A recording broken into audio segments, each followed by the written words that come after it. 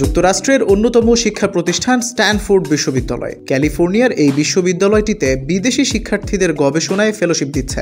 সম্পূর্ণ অর্থায়নের এই ফেলোশিপের জন্য আবেদন চলছে।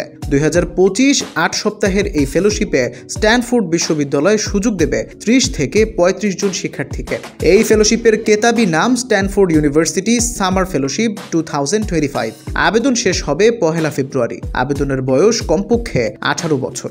গবেষণা ভিত্তিক এই ফেলোশিপ আগামী বছরের 21 জুন থেকে 16 আগস্ট পর্যন্ত চলবে। এই ফেলোশিপের জন্য কোনো আবেদন ফি নেই। আবেদনকারীরা স্ট্যানফোর্ড বিশ্ববিদ্যালয়ের অনুষদের নির্দেশনায় গবেষণা প্রকল্পগুলোতে কাজ করবেন। স্ট্যানফোর্ডের এই ফেলোশিপের লক্ষ্য হল শিক্ষার্থীদের গবেষণা কার্যক্রমে নিযুক্ত করা এবং ইঞ্জিনিয়ারিং বিষয়ে শিক্ষার্থীদের অধ্যয়নে উৎসাহিত করা।